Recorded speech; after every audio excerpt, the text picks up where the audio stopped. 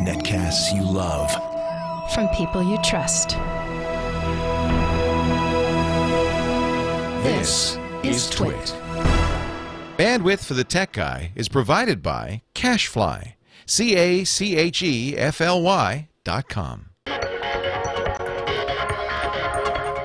Hi, this is Leo Laporte, and this is my Tech Guy podcast. This show originally aired on the premier radio networks, including 170 of the best stations in the U.S. of A and XM Satellite 166, on Sunday, November 6th, 2011. This is episode 820. Enjoy.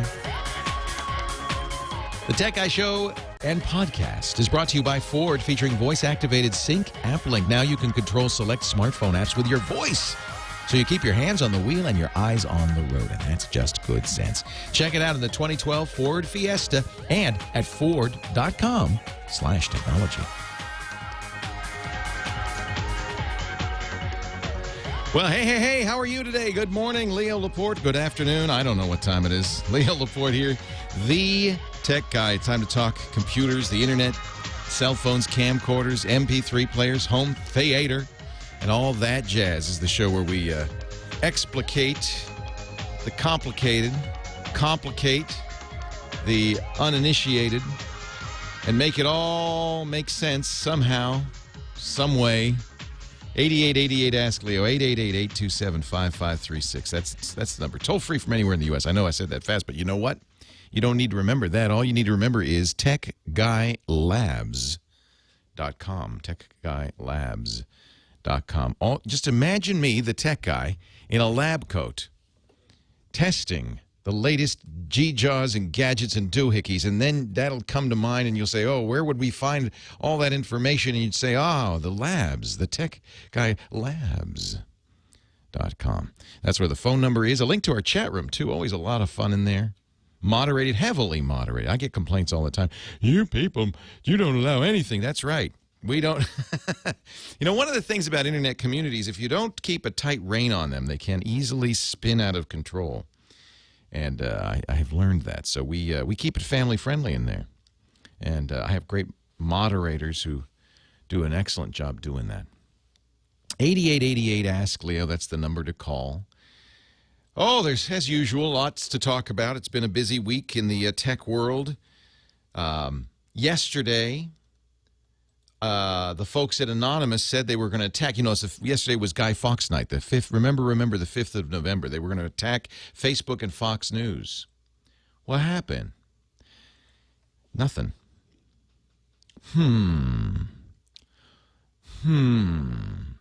Not sure what.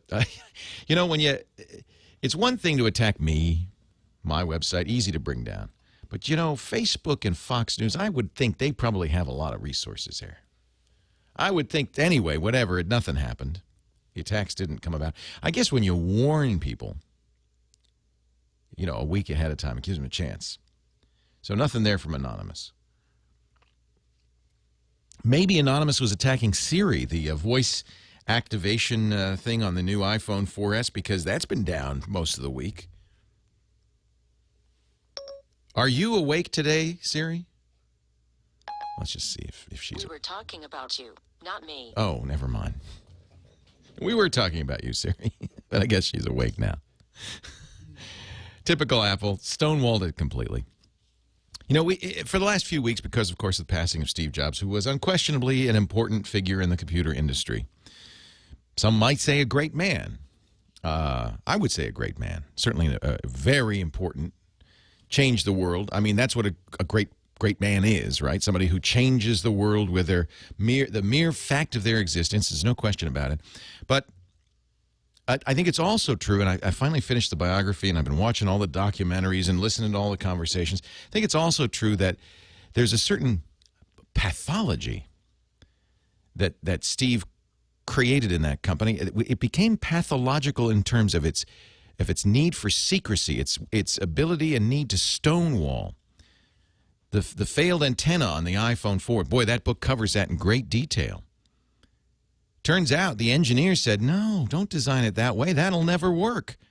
But Steve and Johnny Ive, the designer, they really liked the idea of this stainless steel rim all the way around the phone. They thought it was beautiful. The engineer said, well, it'll break the antenna. And as almost always happened, when Steve and Johnny wanted something, they said, make it work. We don't care. Make it work. So no surprise when the iPhone 4 came out, and people noticed that when you held it in your left hand, as I do because I'm a lefty, it kills the signal. The palm of your hand hits the worst possible place on that metal band and just kills the signal. And then Consumer Reports issued a do not buy based on that. And Apple went into crisis mode. And, of course, as always with Apple, their first reaction, ignore it. Nothing's wrong. You're holding it wrong. Steve actually said, you're holding it wrong. But wait a minute. That's how. And then he said, but all phones do that. Well, no. Then he said, all phones are broken. Okay, we'll give you a bumper. And then in the most recent redesign of the 4S, still got the metal band, but they did change how the antennas work a little bit. I think the similar problem, though. Over and over again, Apple just says, no, it's not wrong. There's nothing. Pay no attention to the man behind the curtain. And it's a really interesting way to run a business. As Radio saying in the chat room, at Apple, the customer is never right. Steve even said we don't ask people what they want, and this is probably true. I think this is true. We make because we're making stuff they don't even know they want. He said, if Henry Ford asked his customers what they wanted, they probably would have said, well, a faster horse. If you're changing the world, you don't ask people because what they really want is what we've got already, but just better and faster. And what Apple was doing, something completely different and innovative, like the iPad. And yet the pathology, and I think that there's a chance for Apple to be a new Apple, to be a little less pathological in its need for secrecy, in its need to deny, its need to hide, its need to pretend everything is okay. It's reality distortion field. That was Steve right there. But still innovate, still create great stuff. And the real issue with Apple, and Steve knew this, everybody knows it. It was one of the battles between Bill Gates and Steve, is the battle between open and closed. Apple knows that if it's a closed system, that only Apple can approve the applications, the software, only Apple can make the hardware, only Apple can design the programs, then there will be a better user experience overall. Indeed. Just as in Mussolini's Italy, the trains ran on time. Rule with an iron fist and things work better. But is it, in the long run, better for customers? Is it an open strategy where people partner, people are allowed to change things, people can get involved? Is that better? Now, Apple's moving in even more closed directions. For instance, if you're a Macintosh fan, one of the reasons I've used the Macintosh for years is because fundamentally it's open. It's based on Unix. And you can add software of any kind. You can use the command line. You can write your own software. It's very open in that sense. It's a toolbox. But they're moving away from that. They're moving towards this App Store model that they pioneered with the iPhone. It was so successful with the iPhone. Now when you buy applications, of course you could still buy applications from anywhere on Apple Macintoshes for the time being. But they really want you to buy stuff from the App Store, don't they? If you have Snow Leopard or Leopard, up in the upper left-hand corner, there's that App Store. And those are the applications that Apple highlights, they pay attention to. It's great marketing. They do all the distribution. It's great for developers, but Apple has just announced some requirements for developers. It may not be so good. They're saying by March of next year, every app, if you want approval, if you want to be in our special premier app store, you've got to sandbox your apps. You've got to keep your apps from making any changes to anything on the system. Files, file system, other applications, no inter-application communication. You must be sandboxed. You must be isolated. That's good for security. But it also really limits the kinds of things applications can do. They've already said there will be no demo versions. There will be no beta versions. There will be no free trials in the App Store. They rule with an iron fist, and yet is this good for us as consumers? I think not. I think it's pathological. I think that this need to keep it closed is not good for consumers like you and me, people who want to have some say. Maybe it's good for grandma, grandpa, who don't want they just want a television set. They just want something that just works. There's certainly a reason for that, and I think that's good that the iPad exists. But Apple wants to extend it to their entire ecosystem, including the desktops, and that scares me. That scares me. Leo Laporte, the tech guy. What do you think? Let's talk right after this. Ladies and gentlemen, before we continue with the Tech Guy show, it is imperative, it is incumbent upon me to announce the great state of Ford is hosting a party at our headquarters. Yay! Yay! We're very excited, actually. November 13th and December 4th, we're going to have a barbecue at the TWiT headquarters. Ford is going to be there with their newest cars. You can see the Ford Sync, the Ford AppLink, the My Ford Touch, the amazing vehicles. I'm hoping I can get a Focus Electric out here by then. And you could be there. All you got to do is go to twit.tv, click that link that says TWiT Barbecues, or go to twitbarbecues.com, spell with a Q. We have a little battle going on over that. C or Q, which is it? twitbarbecues.com with a Q, and you can sign up there. We do need you to do that because it's going to be jammed, and we only have room for some people. Now, what will you see there? Well, you'll see amazing technology in these Ford vehicles. Ford has just really made themselves into a 21st century car company.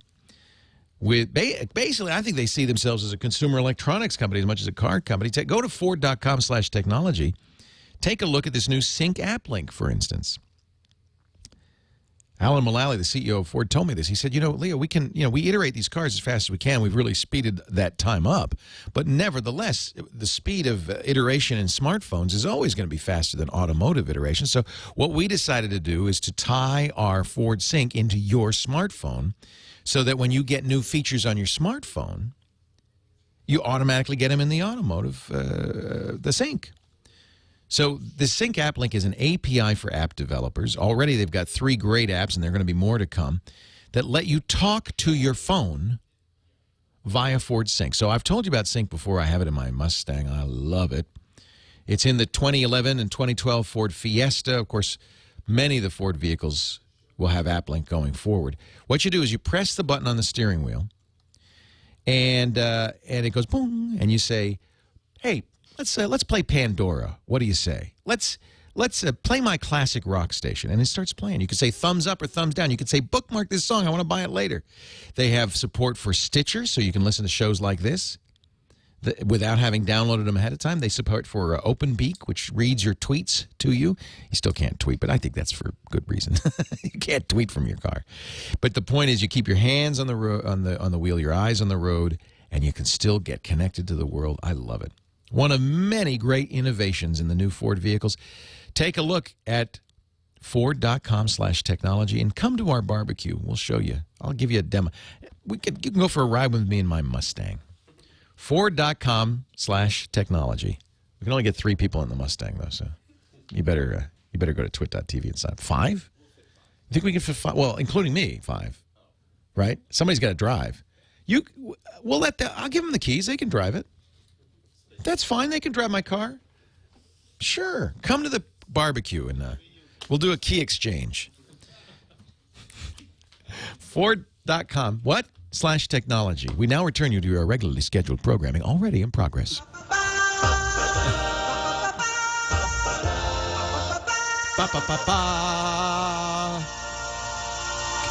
Ladies and gentlemen, the a cappella Fox theme. 8888 Ask Leo, that's the number. Yes, it's the Tech Guy Show. And we are talking about computers and the internet and cell phones, a lot about cell phones. I'd love to know what you think of Apple. People love Apple. I love Apple. People love Steve Jobs. I love Steve Jobs. But we got to recognize there's a total pathology there, a form of insanity in this obsession to the point of where you make a design, say, for a phone that doesn't work because it's so beautiful. It's so beautiful. But it doesn't work, but it's so beautiful. It's a lovely piece of art, not a great phone. It's so beautiful. Maybe, I don't know, in technology form follows function. Whatever happened to that, where you make it work and it's beautiful because it works? What about that? Maybe you disagree. I'm sure there are people there who think I'm pathological for saying it. So you give me a ring, 8888, Ask Leo. We go to the phones. Our first call of the day, Rich from New York City. Hey, Rich, Leo Laporte, the tech guy. Hey, Leo. Thank you for taking my call. My pleasure. Great. By the way, I do have the iPhone 4S, and for me, it's spotty. Sometimes it does a random reboot, and I've got all kinds of weird little things happening to it. But it's beautiful. It's gorgeous. I do love Apple's support, though. They're very nice people, and I'm hoping that they'll put out a fix very soon. So, they say they will. They say that they now are admitting, which is unheard of, there is a battery problem with iOS 5, and they say they will fix that. Siri has been out. They never mentioned the fact that Siri was out for 3 days. They're obviously, they say it's beta. What they should just do, it's very simple. Say, we're in beta. We know. We're working on it. The incredible demand for Siri has overwhelmed our ability to handle it, and we're working on it. That's all. But they don't do that because they have this stonewall, it's Nixonian almost in its obsession with secrecy. But it's a great phone. You know what? It's the phone I carry. I love the camera. Yeah. I love Siri when she works. Same here. Yeah. But anyway, my question is regarding Windows 7 and XP. I had dual booted my computer and was using the pre-release candidate of Windows 7, and I stopped using it a long time ago. And what I'd like to do is remove it from the bootloader, and also find a way for XP to reclaim that space. Yeah. So the way it works, as you probably observed because you did this, is when you have Windows XP on a machine and you install Windows 7, it says, well, you have two choices. You can wipe out XP or upgrade XP, or you can dual boot, and you chose dual boot. So it does a few things. It changes the master boot record, which is the first thing that gets loaded on the computer, to run a bootloader. Instead of saying, jump to this point in the hard drive, that's where the operating system is, it runs a bootloader, which Windows, in this case, it points to the Windows 7 bootloader, and the Windows 7 bootloader then looks at a file. Now, I'm not sure if, in XP, there was an ini file that it would look at, boot.ini. I'm not sure what Windows 7 looks at. I suspect for legacy reasons, it also looks for a boot.ini file. Sees that file, and in there, it says what operating systems are available. So in order to change things, you need to do two things. You need to rewrite the master boot record, and you need to change that boot.ini.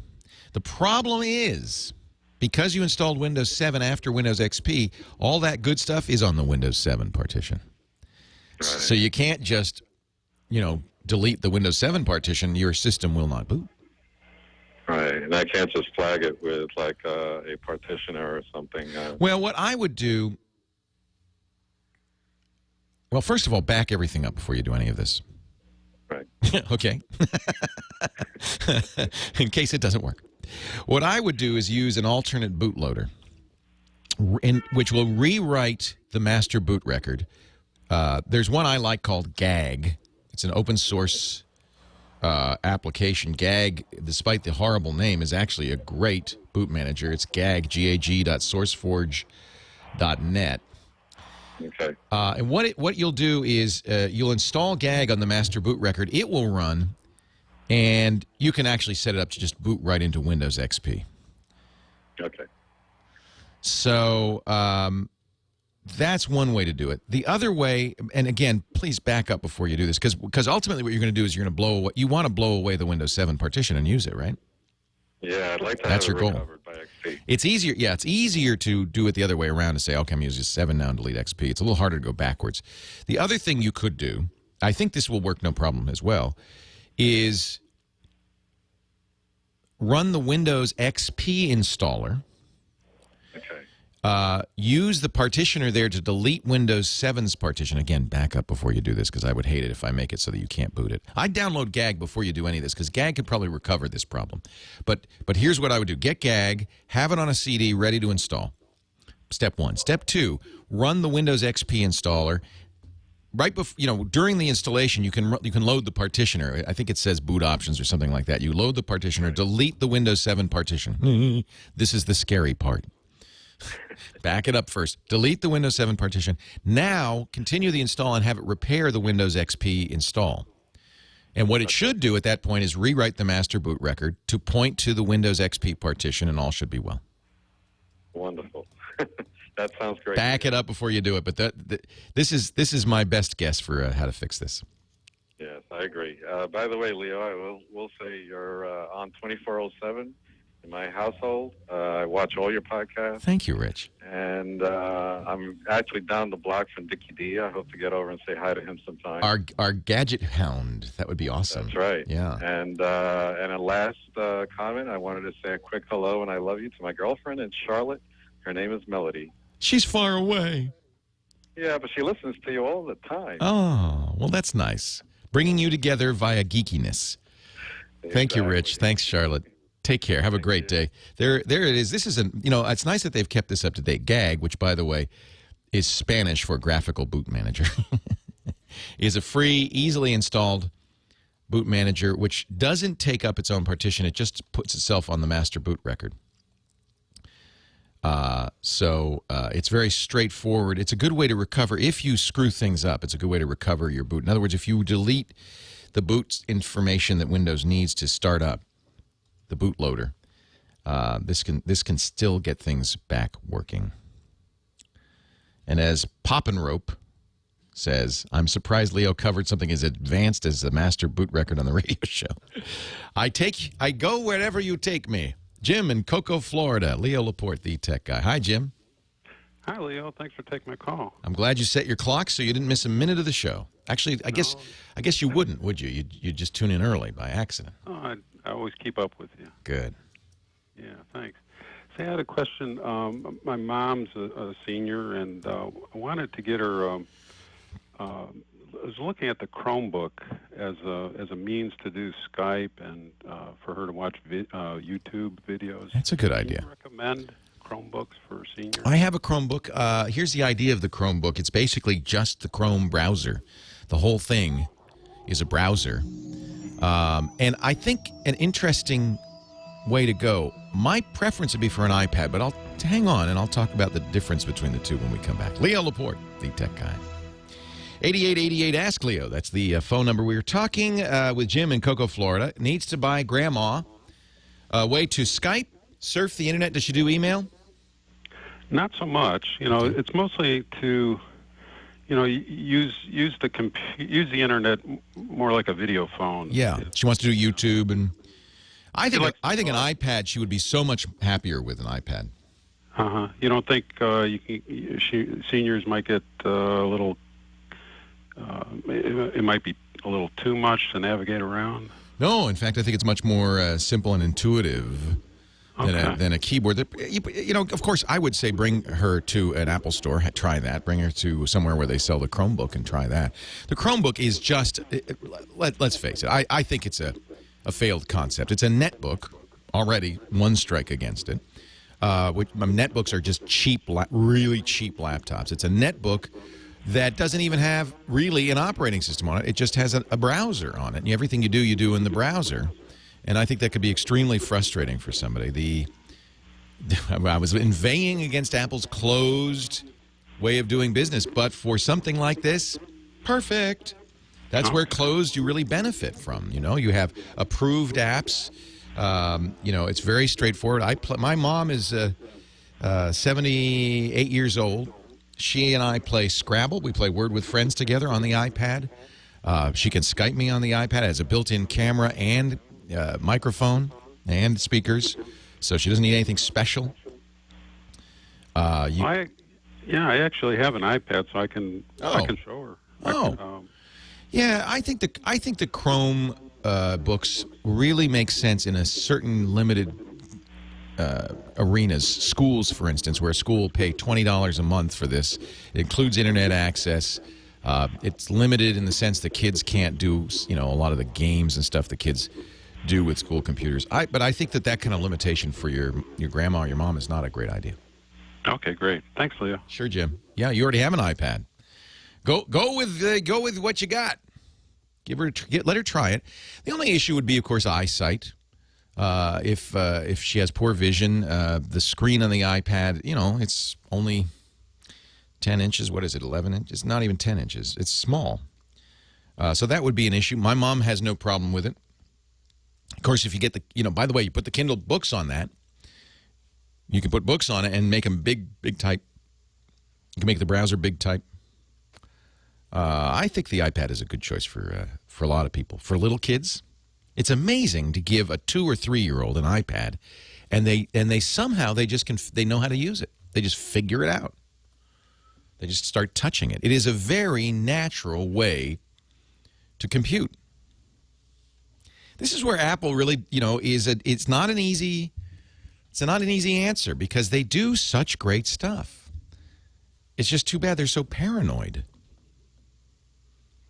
There was a deep, and I think this all starts with Steve. There was a deep paranoia in that company, a Nixonian paranoia that maybe they can let go now. They've still got the talented people.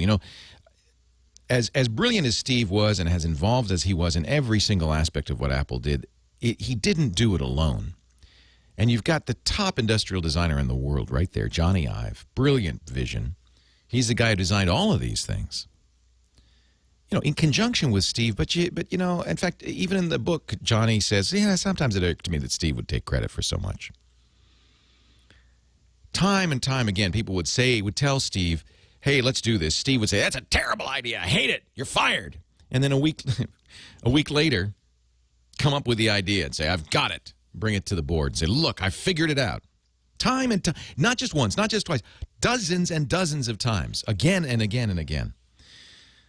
I have a friend who worked at Apple who told me that it wasn't uncommon for Steve to fire somebody, just like boom. Then Steve's assistant, as Steve leaves the room in a huff, tells the person, don't just pay no attention. You're not fired. He won't remember anything. Just come back tomorrow. Apple has done, I think, the right thing to keep the existing hierarchy in place. They gave out huge bonuses, massive bonuses to the top executives that will not vest. They won't get the full amount for 4 years. So $16 million in bonuses, and I think that's good. I think that's a message of continuity. And I think it's very possible that you've got this great talent, and maybe you drop some of the paranoia, some of the reality distortion, and Apple could be a better company. Possible a better company going forward. They've certainly got great products. Rick in Torrance, California. Leo Laporte, the tech guy. Hi, Rick. Hey, how you doing? Very well. How are you, sir? Well, I'm having problems. I upgraded my Samsung Android from the Verizon Samsung Fascinate to the new Stratosphere. It has a keyboard that slides out. Mm-hmm. I love it, but all my Android apps didn't get transferred over. Yeah, I've noticed that the promise of Android is that when you log into your Google account on your Android phone, on any Android phone, the phone then pays attention to everything, your contacts, your calendar, your apps that are installed, everything. And there's a checkbox that says back everything up, which is, I think, by default checked anyway, but there's a checkbox. And then from that point on, when you go to another phone, it's so beautiful. It's so elegant. You log onto your Google account, and whoosh, everything comes back, except that it doesn't. It only about it does, and it does. Half the time my apps will restore, and half the time they won't. And I change Android phones pretty much every 3 or 4 months. So sometimes it does, sometimes it doesn't. So there are ways though to solve this. One, do you still have the old phone? Yep. One is to put AppBrain, AppBrain. It's a free app. You put it on the original phone and sync it up. There's a sync my phone app command in the AppBrain app. This is a really nice little app. And then when you go to the AppBrain website, log in with your Google account, you'll see that it has created a phone for you. It has created a list of all the apps on that phone. You can then, it's so sweet, select all those apps and move them to the new phone. So you put AppBrain on both phones. You sync up so that it knows what apps you've got, and then it will automatically install them. You don't have to do anything on the new phone, just over the internet. Do this with Wi-Fi. Yeah, AppBrain is a nice little app for other reasons as well. You can find new apps. It does app recommendation. You can install apps from AppBrain. There's a little stub you have to put on there for AppBrain to install apps and so forth. But I love it. Free app, really works well. Installs the paid apps, everything. Because the paid apps are paid, as long as you use the same Google account, they're paid for use with that account. So it should transfer over very straightforward. The nice thing about doing this is you can also not install everything. You can go through all the phones you have and install the ones that you want, but not install all the apps. So this is in some ways better. There's another way to back up your Android phone that requires rooting. It's called Titanium Backup, and that also would allow you to back up the apps and then restore them. The problem with doing that is that it will back up old versions. So you want the new version. So I like this AppBrain system because basically all it's saving is a list of the apps, which you then can install on your new phone. So it's a very straightforward way to do that. AppBrain.com. It makes it very easy to move from phone to phone. Leo Laporte, the tech guy. More calls right after this. Just a lucky guy. I'm young and free, too hard to cry. Leo Laporte, the tech guy. Scott Wilkinson is our home theater expert, joins us every week to talk about big screen TVs, stereos, and all that jazz. He's here right now. He's the online editor of Home Theater Magazine at hometheater.com. And hello, Scott. How are you today? Hey, Leo. I'm doing great. How about you? Good to see you. I'm well. We were talking, and, this year is the first year that new energy-efficient television standards are being implemented in the state of California. But, of course, because California is a big market for all TV manufacturers, it's presumed that by turning these regulations on, this will mean all TVs. I mean, you're not going to make a California special. Will adhere to these standards. Manufacturers are not going to make a California special model. So, they do make models for Europe different than for the United States, of course, because they have different specs and standards in terms of frame rate and power, that you plug into the wall. Europe is 220 and the United States is 110. So, they do make different models there, but they're not going to make one for California because of the tighter energy regulations. I remember when these came out, it was a little controversial. They voted to do this a couple of years ago, but this year's the first year those regulations go into effect. New televisions under 58 inches, 58 inches or smaller, have to consume one-third the electricity, well, one-third less electricity this year, and 49% less electricity by 2013. So Yep. How are we doing? Well, I think we're doing fine. This same report says that more than 1,000 TV models on the market today already meet the 2011 standard. Well, I would hope so. And cost no more than less efficient sets. So you save money, but I think it's also to save the environment, obviously, not just to save you money. Are plasmas? Plasmas use more power, don't they, than LCDs? Generally speaking, that's true, and they use a wide variety of power levels depending on how bright the picture is at any given moment. I see this with power ratings. At every show like CES and CEDIA, manufacturers will put up a LCD and a plasma right next to each other with power meters. And they'll say, see, LCDs, in particular LED LCDs, consume less power. And generally that's true. Plus, LCDs are very constant. They always draw the same amount of power no matter what they're showing. Oh, that's interesting. Whereas plasmas, if you show a bright scene in the snow in the daytime, they're consuming a ton more power than when you're showing a night scene, which is very interesting. But having said that, I will also say that now that plasma manufacturers, of which in the United States there are only 3, Panasonic, Samsung, and LG, are making their TVs fully compliant with the Energy Star regulations that we were talking about a minute ago. So even though they do consume more power on brighter scenes and less power on not bright scenes, overall the average complies with the Energy Star, and they really overall on the average shouldn't consume that much more than LEDs do at a consistent rate all the way along. I do wonder if that's one reason the industry is moving away from plasma, though, because it is easier to make an LED backlit LCD low power. That's true. But I believe the bigger factor there is that plasmas simply aren't as bright as LEDs or LCDs, even regular LCDs, so that on the showroom floor, the plasmas look a little dim by comparison. So they also just don't sell as well. So they don't sell as well. That's exactly Poor right. showroom appeal. That's right. That's right. But that's because we like them better, right? I think we've talked before. These are preferable if you want the best picture possible. Generally speaking, that's how I feel about it as well. Yeah. Now, the only exception to that is LED LCD TVs with LED backlighting, such as the new Sharp Elite, which we've talked about a couple times.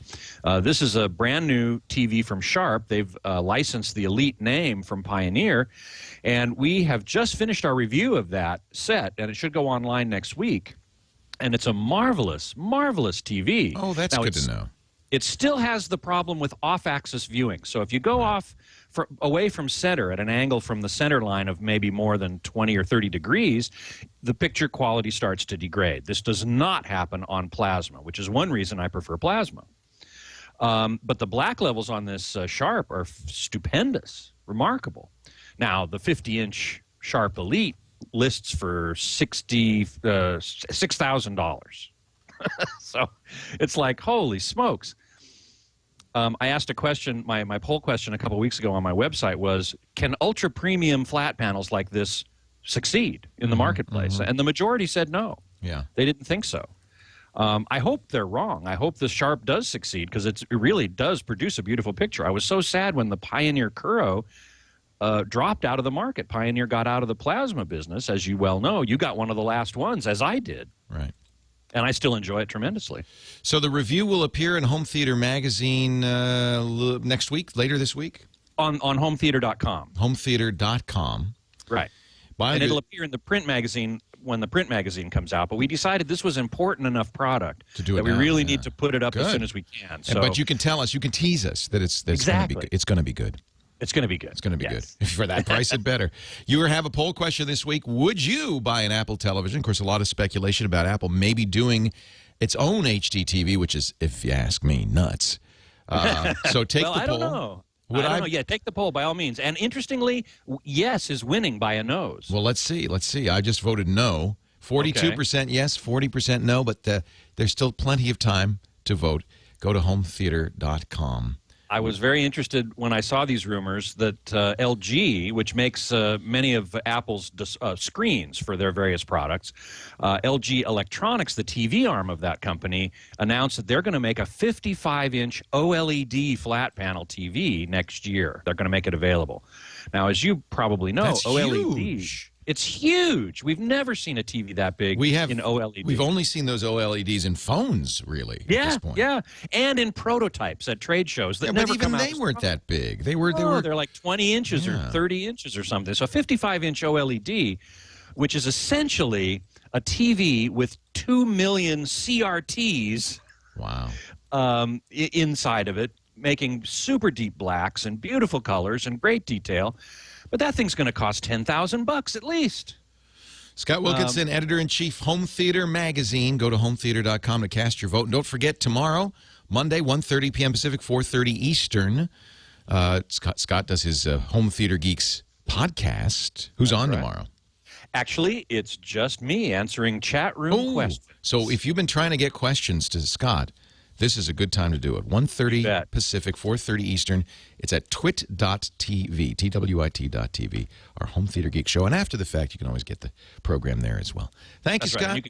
My pleasure. All right, Scott Wilkinson. We're going to get back to the phones in just a second here. We've got our next caller is Igor, or Igor, in North Hollywood. Igor from North Hollywood, California. Leo Laporte, the tech guy. Good morning, Leo. I bought this HP Pavilion system, and I would like to get your take on which antivirus should I use. Does it come with McAfee?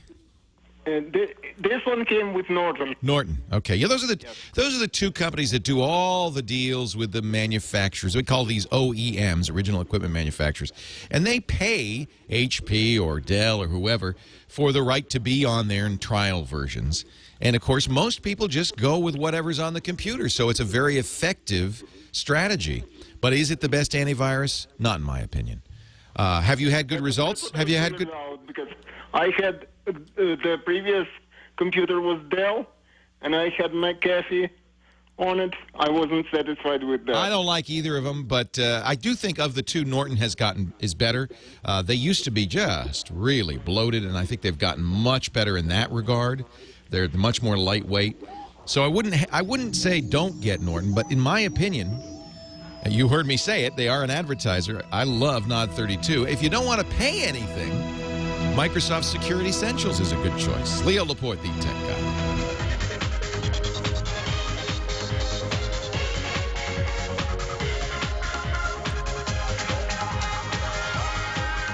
Well, a good day to you. How are you today? Leo Laporte here, the tech guy. And it's time to talk about all that tech stuff, you know, computers and the internet and cell phones and camcorders and MP3 players and home theaters and all that stuff. 8888 Ask Leo. That's the phone number. If you've got a question, a comment, a suggestion, you'd like to talk high tech, I'd love to talk it with you. 888-827-5536. Toll free from anywhere in the U.S. Outside the U.S., no problem. Just call and use Skype. And then that way you just call that 800 number. It's toll free. And Skype won't charge you anything. And you can join us on the show. We'd love to hear from you. We were talking about Apple and their pathology. And you know, as much as I love Apple's products, and they're beautiful works of art, they're also created with a deep paranoia and mistrust of users. I believe. They're created to keep users out. No user-serviceable parts inside. And that goes way back to the very beginning. Steve Jobs and Steve Wozniak actually fought over whether to include slots in the Apple II computer. Woz, who's a hacker, he said, no, you got to put slots in so people can modify it. Steve said, no, we're not going to put slots in. We'll put two slots, one for the video card, one for the disk controller, and that's it. Woz won that fight, but in the Steve Jobs biography, he tells Walter Isaacson, I knew it was the last time I'd win. And in fact, you look at the Macintosh, they actually designed the Macintosh with a unique fastener that you had to have a special screwdriver for, trying to keep people from opening that thing. The iPhone, the iPad, you can't open. You're not supposed to. You can't open. In fact, it's continued to this very day. The iPhone 4S, they changed the screws. They used to use regular screws on the iPhone. They changed the screws so that you have to have a special tool available only to the Apple genius to open an iPhone 4S. They found out people were fixing their iPhones on their own. No, you must not. I think it's pathological. I think it's not good for users. It's just, but it is Apple's way, and in some ways, it's what made their products so great. Well, already, Tim Cook is starting to change things. Remember, Tim is the former COO of Apple, now CEO. He's been at Apple virtually since Steve Jobs came back in '97. He now runs the company in Steve's absence. And one of the things he said in the memorial for Steve Jobs is, Steve said, don't ask what would Steve do. That's what almost killed Disney after Walt died. They said, what would Walt do? And it just paralyzed them. Don't do that, Tim. So the Wall Street Journal says Tim Cook is already setting up his own path for the company, stepped in to make administrative changes. He's separated the company's education division into sales and marketing groups. He's taken Eddie Q, who started by running iTunes, then became in charge of iCloud. He's now in charge of iAds. Apple's introduced its first program to match employee contributions to nonprofits up to $10,000. That's something Google's done for years. Steve was never a philanthropist. He didn't want to encourage employees to donate to charity. Well, now they do. The Wall Street Journal article says Steve Jobs was opposed to giving money away. I prefer to think that Steve was just too busy to do that. And like Bill Gates, Bill for a long time said, I'm not going to give any money away until I can do it right. And then retired to become a very, very effective philanthropist. I prefer to think that that was Steve's plan. Cook is apparently considering using Apple's cash. They have $80 billion in the bank. Is that mind-boggling? They have $80 billion, like dollar bills, 80 billion of them in the bank, in a giant vault somewhere. Well, they're probably in some sort of investment, but that's cash they could spend tomorrow. One of the things companies that have that much cash often do is buy back stock or issue dividends, something Apple's never done. Cook's considering it. And, of course, they gave $16 million in stock options, the Apple board did, to existing key personnel like Johnny Ive and Tim Cook to keep them for the next 4 years or 5 years. I like it. Maybe Apple will back down a little bit. Maybe it'll stop being such a pathologically paranoid organization. Maybe it'll open up a little bit. Maybe it'll be a little more amenable, a little less secretive, a little bit more transparent. 8888 Ask Leo. We can talk about that or anything on your mind, anything that's bugging you right now in the tech industry. Coming up in a few minutes, about 33 and a half after the hour, our good friend Chris Marquardt, our photo guy, will be here. He'll be picking some pictures from our most recent photo assignment. We asked people to illustrate the concept Apple and upload those pictures to our Flickr group, the Tech Guy group on Flickr, and we've had hundreds of uploads. Chris will pick a few and talk about why he thinks they're good images. So that'll be fun. That's in about 20 minutes. But let's get back to the phones right now. Our next caller is Teresa from Los Angeles, listening on the great KFI. Hi, Teresa. How you doing? I'm well. How are you?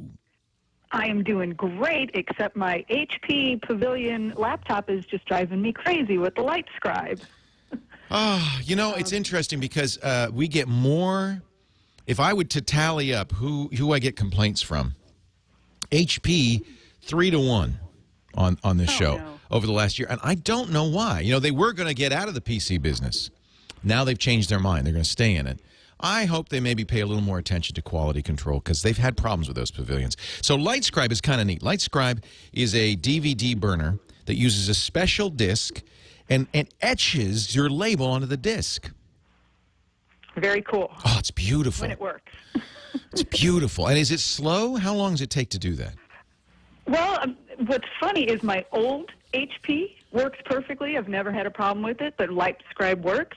But my new one, it won't recognize the disc. No matter how, I pick discs out of the pile from the top, from the middle, from the bottom, all of them. None of them work, and I've downloaded every update from LightScribe and HP, and they just don't recognize these discs. Yeah. I would say that you probably should bring it in. How old is this Pavilion? Brand new. Yeah. Good. That's good because it's still under warranty. Did you get it at a big box store or did you get it from a computer store? Where'd you get it? I got it from the HP online. That's even better. When you get it at the big box stores, it's a little tricky to get them to honor the warranty. But you bought it direct from HP, no problem. Call them. That's broken. Okay. It's just broken. And they should just. I thought they would say, try different discs. They will. They'll waste your time, so you'll have to be persistent and patient because they will waste your time. They will get you to do all sorts of stuff. Because they don't, they just want to make sure it's not software, blah, blah, blah, blah, blah. Back up your data because they're going to make you reinstall the original discs and all that stuff. I know. Okay. But if you're insistent and powerful and you bring out your tiger consumer, you really should get them to fix it because it's broken. And because you had one before. Will be tenacious with it. Yeah. Be a tiger consumer. Will do, because I got this not only for the Light Scribe, but it's got great speakers, so I can listen to my Pandora on it without having to plug it into different speakers. Great. But I'm starting a new business where I go to people's homes and I scan their photos and put them on a disc. And what a great idea! And you burn a nice Light Scribe disc, and that's a memento. That sounds like a great business. Yeah, but you got to have it work, don't you? Exactly. Yeah, I think that this is pretty clear that it's just it's dead out of the box. What happens? They get knocked around. Look at whenever you get a new computer, there's a certain amount of stuff that's just dead on arrival. 1% or whatever. That's what happened. Just got knocked around. They should replace it. Leo Laporte, the Tech Guy.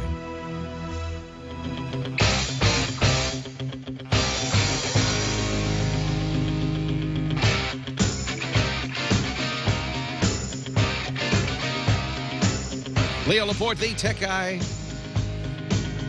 It's the eye of the tech guy. 8888. Ask Leo. That's the phone number. Coming up, Chris Marquardt, our photo guy, in just a bit at 33 and a half after the hour. But first, Matt, Seal Beach, California. Hi, Matt. Leo Laporte, the tech guy. Leo, hi, long-time listener. Well, first-time caller? Yes, sir. Okay, you got to say both clauses, or I don't. Okay. Yeah, I was going to, and then I didn't, and I missed the opportunity. So. I'm just teasing you. Well, nice to talk to you, Matt. Thanks for listening. I'm a big movie buff guy, so I'm into all the HDMI, the plasma and all that. And I have a plasma Panasonic Viera, which I really love. Gorgeous, great TV. Yeah, and the thing is, I was curious about when I do under the settings, when I use picture, brightness, and all that stuff. I know kind of what I'm supposed to look for when I use the settings on picture and black levels and those kind of things. And usually what I do is I keep my picture, they give you usually a sliding scale of 1 to 100, and I keep the picture around 70 and then the brightness about actually pretty low, like at 30. And I think that's right. People often set their sets too bright. Too bright appeals initially, but it really isn't the way it's supposed to be. In fact, you'll notice that if you have picture modes like movie and dynamic, sports, game, the darkest is movie, because that's really how you want it to be set. Right. And the other question I had was on HDMI cables. I was wondering how great of a cable. I use AudioQuest for everything. For my cables, for my HDMI cables. I'll be honest, digital cables doesn't matter. Digital is digital. Unless it's a 30-foot cable, I would go to monoprice.com and buy a $9 or $4 cable. Really? Okay. Yep. It is the case that in analog cabling, you could have better cables. The gold connectors and the special shielding and all of that. And that's where companies like Monster were able to make a lot of money by convincing people to buy very, very expensive cables. But as soon as you go to digital, either with digital, it either makes it or it doesn't, essentially. Right, right. Yeah. So there's no kind of gentle degradation of the signal if all the packets get there or all the packets don't get there. Yeah, I've been kind of told that, and I'm spending way too much. How much did you buy those cables for? Well, I got the HDMI carbon cables are about $100. I actually go to a place where I really know the guy, so they're actually almost $200, but I got them for $100 a piece. Oh, the guy, he gave you a deal, did he? Well, compared to, I guess, someone who's a new customer. Hey, do me a favor. This is a great, you spent some money on some great cables, right? Go out and get some $4 cables at monoprice.com and do an A/B comparison. Have your wife go behind the set. And switch them back and forth. You close your eyes and open them, close your eyes and open them. Do a complete blind, and tell me if you could see a difference. Yeah, and I hate that about myself because I'm so, when I look at things, I'm so anal about... Yeah, you just want it to be the best. I don't blame you. I think that's great. Let me make a recommendation, though. There is a disc that you should probably get for your calibration purposes called Digital Video Essentials. And, you can. You have Blu-ray, I presume, right? I do. Yeah, get the Blu-ray version. And this is a calibration disc. So you put it in. Joe Kane did it. You can give Amazon has it, but you can go to videoessentials.com and see it. Joe Kane is the guy. He's the king of television. And he's made these discs. Scott Wilkinson says, and I agree with him, if you really, really care, you're going to hire a pro who will have all sorts of equipment for doing this. But you can get 80% of the way there by doing it yourself with the DV Essentials discs. Right. And, I was, wasn't he on earlier? Was it Joe? Joe Kane, Scott Wilkinson is our guy. He was on earlier. But Scott has done shows with Joe. In fact, if you want to go back, go to twit.tv/HTG for Home Theater Geeks. And a few months back, he had Joe Kane on, and he talks about this. Certainly, he's the guy. He's the legend in the industry, designs TVs, designed some of the best Samsung high-def TVs. And this disc is great. It's just videoessentials.com, Joe Kane Productions. And you can get this disc. You put it in your Blu-ray player. It'll walk you through it. It'll walk you through brightness and all of that stuff. In fact, this site is a good site for learning about this, videoessentials.com. You know, it's if you really care, sounds like you do, spend what you spent on cables. Instead of spending it on cables next time, spend it on a guy to come in who has the right equipment to calibrate your TV. That's what you're supposed to do. That's what Scott says you're supposed to do. I've never done it. I bought the disc and I'm happy. But your instinct is right. Your instinct is right. It's probably a good idea to make it a little darker than you think. You get used to it.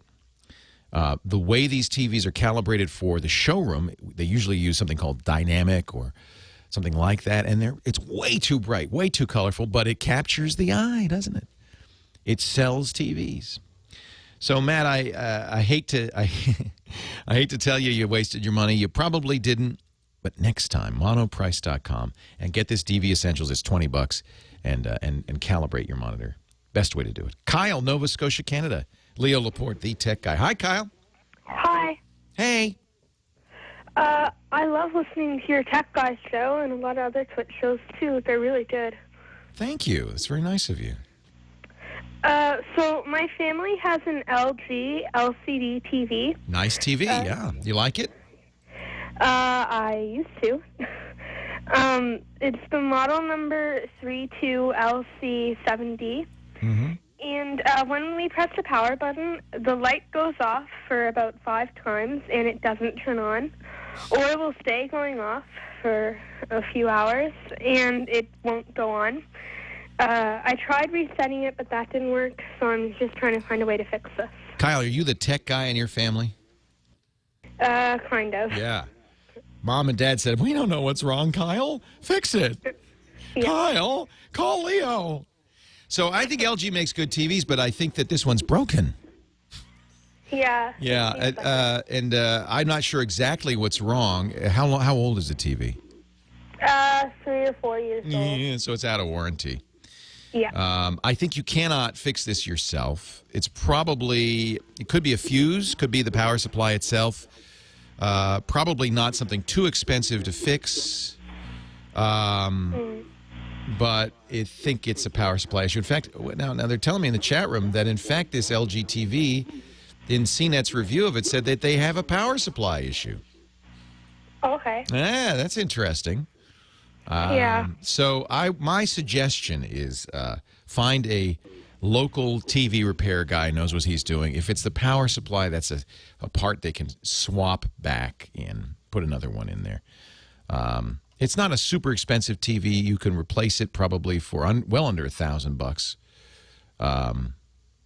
So, if the guy says, well, I can fix it, but it's going to cost $895, say thanks anyway, goodbye, and buy a new one. But if it's $50 to fix, it'd be worth it. CNET's review is save your money. Nice picture. When it works, it's broken again. And it was power supply issues. So this TV, apparently notorious for this. Leo Laporte, the tech guy. It's time for our photo guy, Chris Marquardt. He's here. Chris is the podcaster who does a great show called Tips from the Top Floor. He is a brilliant photographer and does workshops all over the place. In fact, stay tuned because we're going to tell you about a workshop, an emergency workshop. Sort of. Coming up in just a bit. In Japan. I want to go on this one. But then, before we do that, we're going to talk about our, assignment. There's the word. Assignment. It's an assignment, yeah. So Chris every month does another assignment. And the way these assignments work, Chris picks a subject, a topic, a word usually. Sometimes there's rules. It just varies. And your goal as a photographer is to go out and take pictures illustrating these concepts or following these rules. And it's not a contest. It's not a competition. It's merely to inspire you to take pictures, because the more pictures you take, the better you'll be. And even I love photography. I love it so much. I need something to kick me in the butt to get me out there. So this time, because, for obvious reasons, we decided to use the word Apple as our concept. And we asked photographers to go out and take images illustrating the word or concept Apple, and then tag the photo with Apple, upload it to Flickr, and our tech guy group, their Orbit Gal, runs that group, and we invited people to go and post their Apple image to the Tech Guy Well, group. first question to you, Leo. Did you participate in the assignment? No, I didn't. No, you didn't. Did you? Last minute, yes. Good. I'm proud of you. Well, we Just got quite a last few. I mean, there are a beautiful variety of images, some of them of actual apples, a lot of them of Apple devices. One guy has oranges. I think this is you. Oranges. This is Apples good, and Chris. oranges. Yeah, that's mine. Hey, Chris has a picture of oranges with an iPhone behind him, and I love that. That is you mixed apples and oranges. So I give you an honorary award. Thank you. Very nice image. Very nice image. But let's talk about the three that you picked. Now, this is, I know, for people who are first time listening to this is a little strange that we would do pictures on the radio. But I guess what we'll do is, describe the image, and you can talk about the technique used and why you picked this. How about that? Sounds good. All right. Sounds good to me. Our first image is from Dagomar, and it is of an iPad. Yeah, it is of an iPad, and it's kind of a snapshot type picture. It's slightly. It has a bit of camera shake. It's not fully in focus. And there's a big reflection of his kid in the iPad looking at the kids' apps.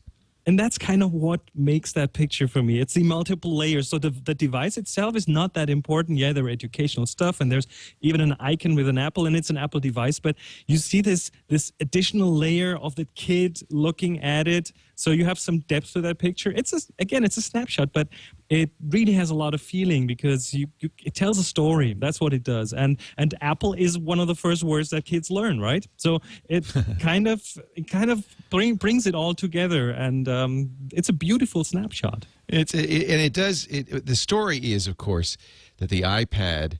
I mean, this kid is probably 2 or 3. That the iPad really speaks to children. Very young children. They are able to get it and use it, and that's pretty amazing. Pretty amazing.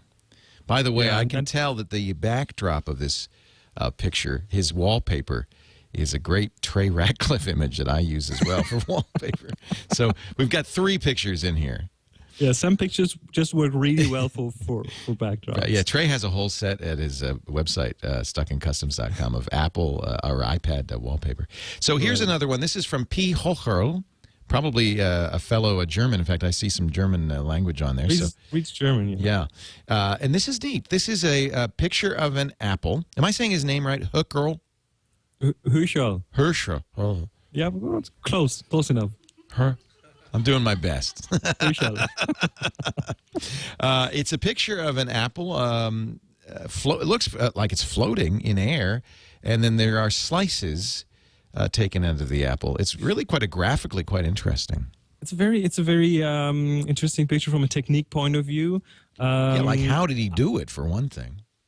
I have no idea. Maybe he put them in toothpicks and cloned those out or something. I don't know, but he's got these slices hovering in the air.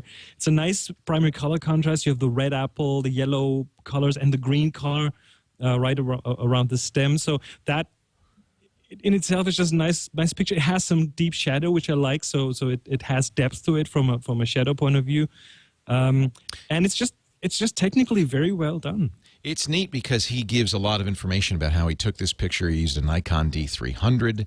He used a strobe, a flash from the side, a YN560 through an umbrella from right above. 35 minutes. I mean, he's got all the information about how he made the image here, which I really like, except for how do you get the apple to float? Yeah, I think he cloned some toothpicks out. I would have done that. Maybe. It's a nice image. So thank you, P. Girl. And finally, from Skinny Can Draw, Blake Johnson. I think a very beautiful image. And again, he's using reflections like our first image. Yeah, it's a product shot basically. But one thing, and that's one thing that every photographer should keep in mind: as soon as you shoot a picture of something that is reflective, could be a car, could be an iPhone or something, or an Android phone, for that matter, and anything that reflects, you will always be shooting the light source that's making that reflection. So if you want to, for example, take a picture of the car with lots of beautiful reflections, you might want to shoot that in backlight. So the light comes from behind and reflects off the car into the camera, which gives it like nice definition. Now here, obviously, again, there's a story being told, the reflection in the back.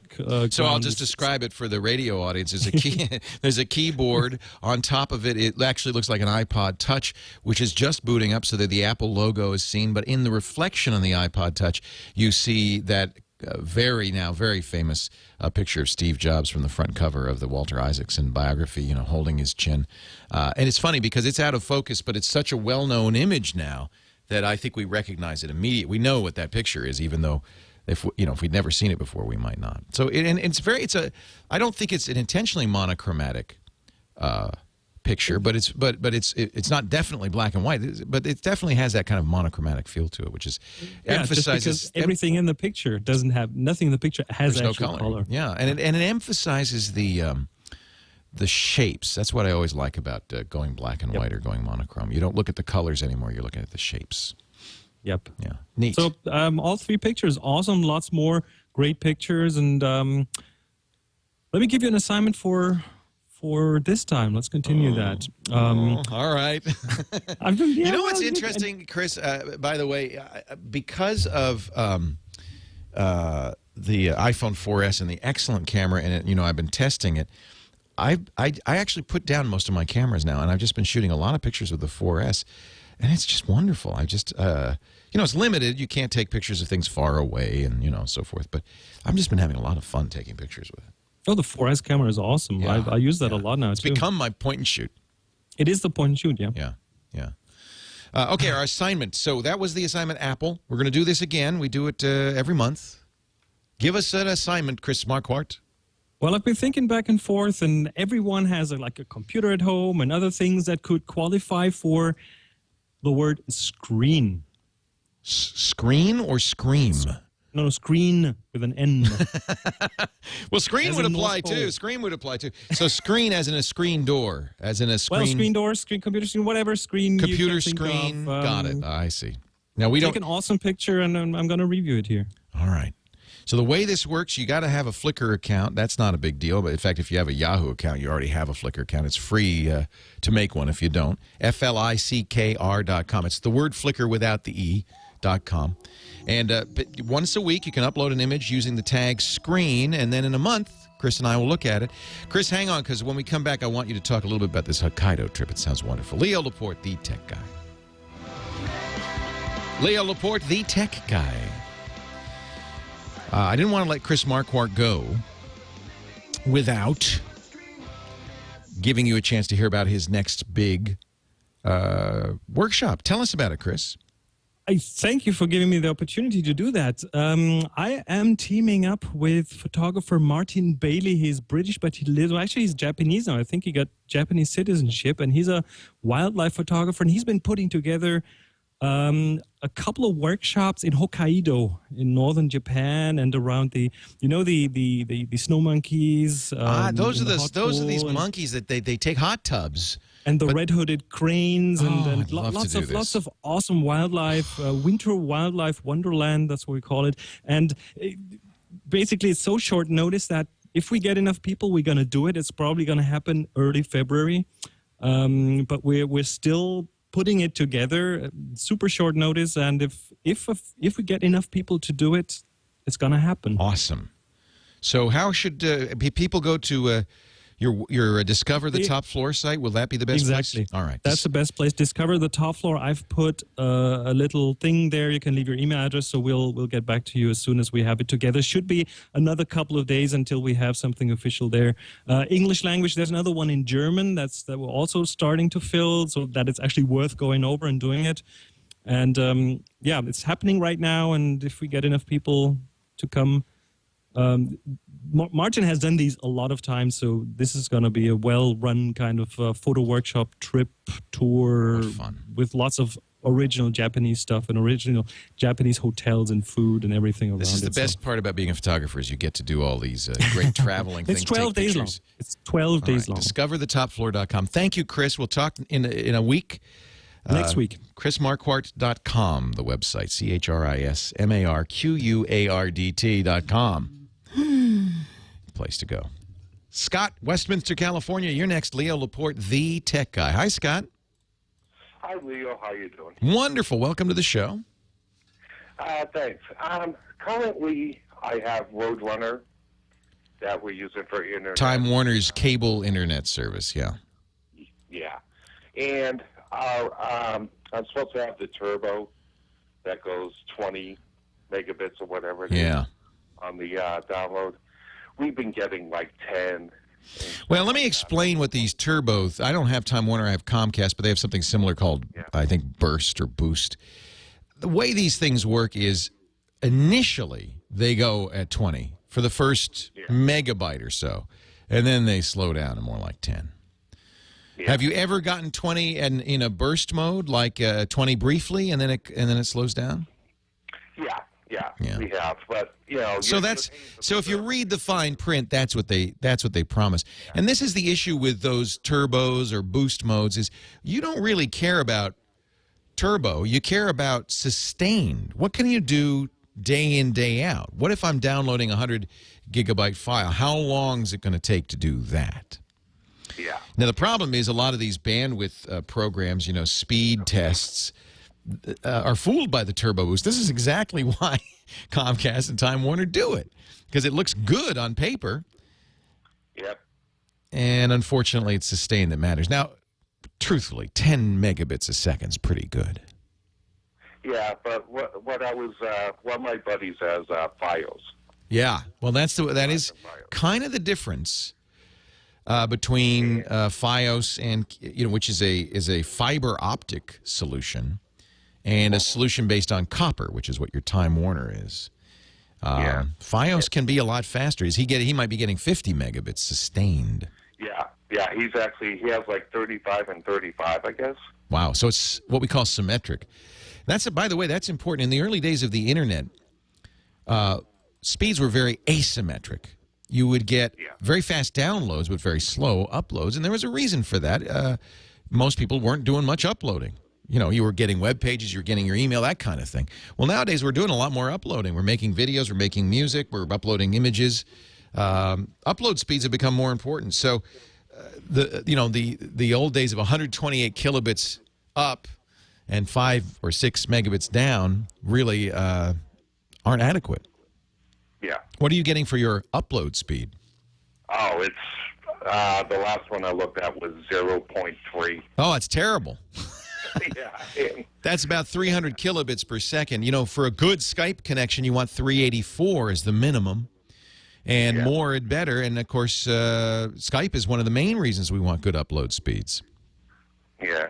So I have a deal where I guess you could get FiOS, the TV, and the Internet at a pretty good price. And I was just wondering if you know that much about it and could tell me the comparability between that. My suggestion would be just get the Internet. If you're happy with Time Warner as a cable company, there's no real reason to bundle. Oftentimes you get worse bundled than you get if you just went a la carte. Now, I don't know how much more expensive it's going to be a la carte, but my experience with FiOS television is not as varied a selection. So you really want to look at the channels you get. The quality will be the same. So you look at the channels you get and see if it has everything you want. If it does, then and the speeds are good, then I think FiOS is probably a good deal. I'd certainly, if I had, let me put it this way: if it were an option for me, I'd be getting it. Yeah. Okay. That's all I had to hear. Yeah, I wouldn't hesitate. If you can do it, do it. And you have my jealousy. Thanks, Scott. 8888 Ask Leo. We're going to go back to the phones in just a second here. Our next caller is Larry, Linwood, California. He wants to know how secure password protection is on the iPhone 4S. Larry in Linwood, California. You're next. Leo Laporte, the tech guy. Hi, Larry. Hello, Larry. How you doing, Leo? I'm well. Welcome to the show. So you have an iPhone 4S. How do you like it? It's working good, but lately the Siri been... Yeah, Siri was down for 3 or 4 days this week. Very annoying. No announcement, no word from Apple. They just silently let us suffer. You know what Apple should do, and I hope and they're listening right now. By the way, we're on in Silicon Valley right now, thanks to our station KGO in San Francisco, and I know many Apple employees are listening right now. Just do the right thing. Put out a press release saying, "Hey, it's beta. You know, we've got such great demand. People love Siri. They're using it so much. Our servers are having some trouble. We'll get back to you. Just let us know. The silence is deafening. Right. All right. I've said my piece. Yeah. But I do love the phone. I've been using it. I love the camera. It's a great camera. So what's your problem? What can I do for you?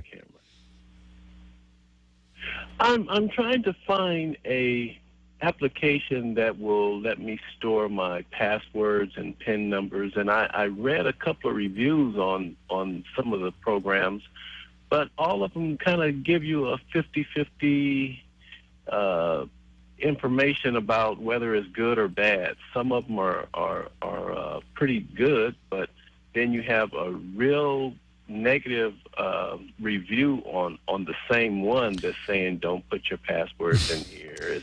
I'll tell you what I use, and then I'll tell you if you're. Yeah, I'll tell you what I use, and then if you're an iPhone only user, I'll tell you what would be another good choice. I use something called LastPass, because it runs on everything: Windows, Mac, iPhone, Android.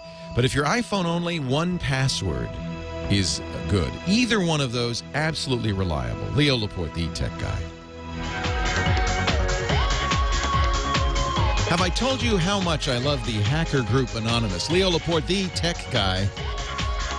8888 Ask Leo. I was talking at the beginning of the show, foolishly, about how Anonymous, it's yesterday was Guy Fawkes Day.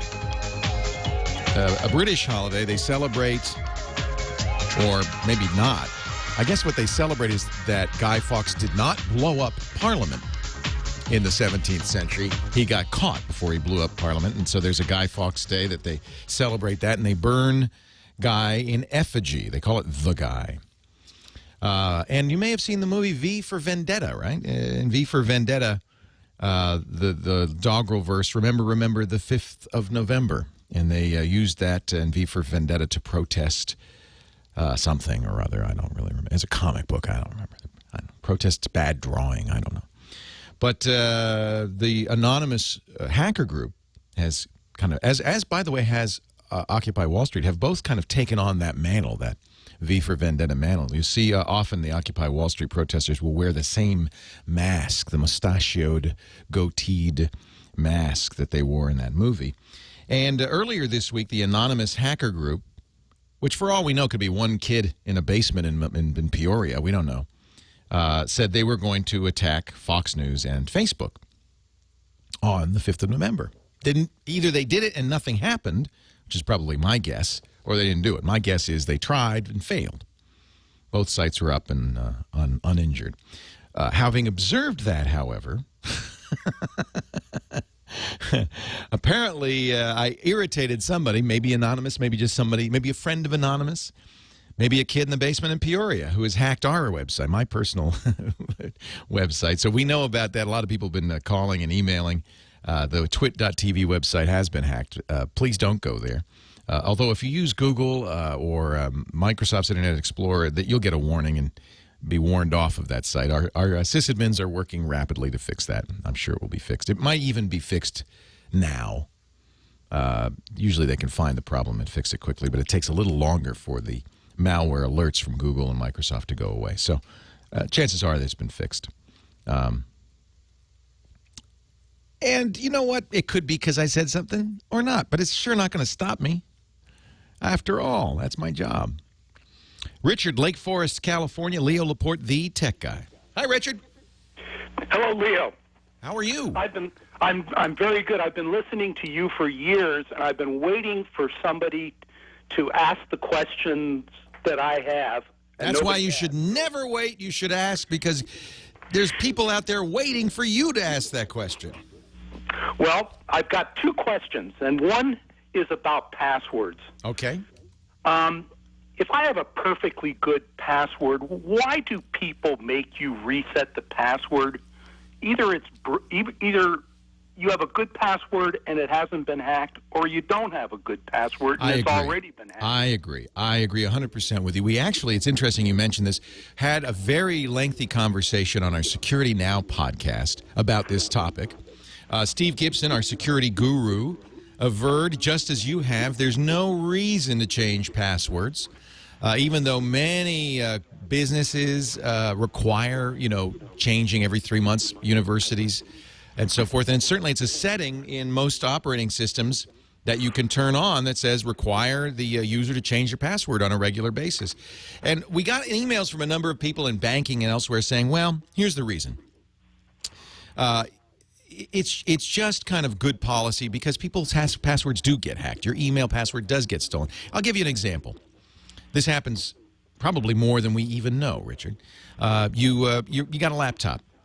You go to a coffee shop with an open Wi-Fi access spot. You log on to your email, and it happens that your email isn't secure in its password transaction. This is common in many email systems. Less common now, but Gmail, for instance, encrypts that transaction. But many email systems do not. The email flies through the air. The login to the email flies through the air and is captured by a bad guy sitting at the coffee shop table next to you. You don't know it. You continue as if nothing happened. The bad guy will have access to your email until you change the password, period. And you may never know. He may be doing all sorts of nefarious things without your knowledge, reading your email, checking up on you, planning attacks, doing all sorts of stuff, and you wouldn't know because you never know the password was stolen in the first place. So that's the rationale behind it. The other rationale is that in business, often passwords are handed out to a lot of people, and then people leave. And so it's like changing the key on your door, on your business. In fact, it's very analogous to that. You don't change your home lock frequently. But let's say you had a renter that you had to throw out. Well, you're going to change the lock, aren't you? Because he has a key. Never got that key back, or maybe you did get it back, but you don't know if he made duplicates. You change the key. You change the lock. So it's analogous to that. You're absolutely right that if you haven't been compromised, if no one has stolen your password, and you're sure of that, there's no really compelling reason to change it on a regular basis. It's just a pain in the butt. But it's probably not a bad security policy if you have to make one in a business to change to. I don't require my employees to do this, but I understand why a bank might, a big business might. People leave. Passwords get compromised without people's knowledge. So these things do happen. I think, Richard, if you're sure you have secure passwords, I wouldn't worry about it. Now, Richard, one thing I would say, I hope you're not using the same password on multiple sites. Are you? Well, I have to admit that. Of course you are. Of course you are. So here's another scenario. Let's say you use a password on Twitter and on Fastmail and on Facebook and on 15 different sites. It's the same password. Good password, strong password, but somebody compromises one of those sites. Well, it's not at all uncommon that then they would then try that your same email login and password on a bunch of other sites. Maybe they get into other sites. So if you're going to never change your password, that's fine. What I would suggest, though, is you use a password tool. We talked about 1Password. My favorite is LastPass. Really great, free to use. LastPass.com works on every platform, including mobile platforms. It will generate a strong password for you that's unique for each site, and remember it, and then you have one password, a master password, that you need never change. That password is only used when you log into LastPass locally. So that one you don't have to change, but you will have unique passwords for every site you visit, and I think that's a good idea. I do use LastPass, and it works nicely. Then you're set. And the truth is, if you're using LastPass, you're generating strong passwords, there's unique passwords for each site, I wouldn't worry about it. I think it's not a bad idea to change your email password once in a while. I don't do it. But it's probably not a bad idea, just in case. Well, I have one more question. Yes. And it's about my Android phone. Okay. I find I like to have my Android phone and use it as my alarm, but then if I don't remember to silence it before I go to bed, then I get emails all night long, and it annoys me. Now, I think the Android phone, you can turn off the sound, but the alarm will still work. Oh, yes. Yeah. That's true. But then in the morning, you forget to turn the sound on, and you miss phone calls. I have a lovely program I highly recommend on Android. You may already have it and just not know it has this feature. It's called Beautiful Widgets. Have you ever heard of that? No. It's a free program. It gives you HTC-style widgets on all Android phones. I put it on all my phones because it has a very nice clock weather thing. Love it. Beautiful widgets. But it also has many widgets. And one of the widgets is, and you know, it took me a while to even know this, it's called the toggle widget. And one of the toggle widgets available there is a timed silence. Because I do the same thing. I turn off my phone sound, and then my wife gets mad at me because I never answer the phone. So this timed silence, you can say for 1, 2, 4, 8, 12 hours, be silent, but then turn the sound back on. And you can say, okay, every night from... You can't do that. Local time. You can't do that. I would love it. You know what? Let's find a program that does that does it automatically. That would be cool. I'm sure there is something. That's one of the beauties of Android. So, chat room, help me out here. Leo Laporte, the tech guy.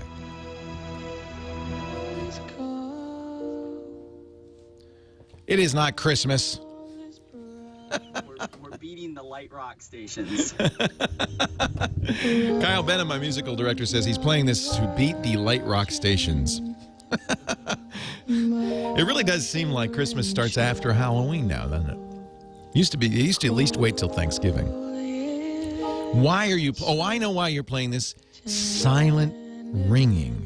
I get it. Kyle Benham puts all of the songs that he plays for us on a Spotify playlist, which he puts up on his Google Plus account, KYLE space BENHAM. But you can also go to techguylabs.com, and we'll put it in the show notes. Every week, those great musical tunes he picks. So the chat room came through for our last caller. They found a program that will do exactly what he was looking for. It's called Silent Night. And it lets you schedule phone profiles. So you can say no rings between 11 p.m. and 7 a.m. or whatever. And they actually call it a battery saver. I guess that's the case because you could turn off Bluetooth, Wi-Fi, GPS, sync, and the ringer. And your phone overnight will do much, much less. But then turn on Bluetooth in time to get in the car. Things like that. They have a free time-limited demo, and then if you want to buy it, it's $1.85. Great idea, and it makes perfect sense. Good reviews, too. It's called Silent Night Battery Saver. And it'll do exactly what you want it to do, which is turn off the ringer when you're sleeping. I still recommend beautiful widgets. Just, it's a nice thing to have. Richard's in Lake Forest, California. Our next caller, 8888 Ask Leo. Hi, Richard. Yes, you answered my question. Oh, that was you. Well, it was me, and, you know, I'd love to have something that would also do the same thing on my landline. Wouldn't that be nice? Yeah, get the phone company to do that, huh? Yeah, well. You know what I use, and I don't think it'll do that, but I really like Google Voice. And Google Voice, so here's how Google Voice works. Free service, voice.google.com. And with Google Voice, I don't give out my home number, my cell phone number. I have one number that I give out. That's the Google Voice number. And then Google Voice gives you all sorts of control, including go to voicemail between 11 p.m. and 7 a.m. I don't want to hear the phone ring. You can say things. You can have contact groups. If you use Google Contacts, it really is easy. And you can say, if it's a family member, I want them to ring. But if it's somebody in this other group, I don't want it to ring. If it's somebody who's not in my contact book, I don't want to go straight to voicemail. You have all sorts of control over that. But it requires that you give out the Google Voice number now instead of your home phone number. You can set Google Voice to ring multiple numbers, though, which is great. So because I'm always changing cell phones, I review so many different cell phones, that's the only way I can have the same number. My family keeps saying, what's your phone number now? What is it now? So I finally said, all right, this is the number. Use this number. Forget all other numbers. This is the number. And then when I get a new phone, I just add it to the Google Voice list, turn off the old phone that I don't use anymore, and the phones that I want to ring when they call will ring. You can even have custom voicemail messages for different callers. So when my family calls, it says, hi, I love you. Sorry, I missed you. My wife was puzzled by that. She said, do you tell everybody who calls you that you love them? I said, no. It's just because you're calling. I don't think she still, to this day, understands that that's a special message just for you, honey. Barry in Atlanta, Leo Laporte, the tech guy. Hi, Barry. Hi, Leo. How you doing? Wonderful. How are you today? Well, thank you very much.